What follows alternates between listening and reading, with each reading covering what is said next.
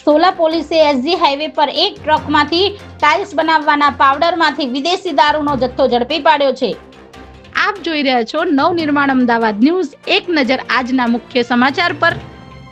અમદાવાદમાં લાકડાના ભૂસા અને ટ્રાન્સપોર્ટમાં આવેલા દારૂ બાદ હવે સોલા પોલીસે એસજી હાઈવે પર એક ટ્રકમાંથી ટાઇલ્સ બનાવવાના પાવડરમાંથી વિદેશી દારૂનો જથ્થો ઝડપી પાડ્યો છે। સોલા પોલીસની ટીમની બાતમી મળી હતી કે એક ટ્રક વૈષ્ણવદેવી બ્રિજ તરફથી વિદેશી દારૂ ભરીને સરખેજ તરફ જઈ રહ્યો છે, જેના આધારે પોલીસે સોલા બ્રિજના છેડે વોચ ગોઠવીને બાતમીવાળા ટ્રકને રોકાવ્યો હતો, જેથી ટ્રકમાં બેઠેલા 3 વ્યક્તિઓએ પોલીસને જણાવ્યું હતું કે ટ્રકમાં ટાઇલ્સ બનાવવાનો પાવડર ભરેલો છે અને તેઓ તેને મોરબી લઈ જઈ રહ્યા છે। જો કે પોલીસે શંકા જતા ટ્રકને તલાશી લેવામાં આવી હતી, ત્યારે ટ્રકમાંથી ટાઇલ્સ બનાવવાના પાવડરની આડમાં છુપાવેલા વિદેશી દારૂનો જથ્થો મળી આવ્યો હતો।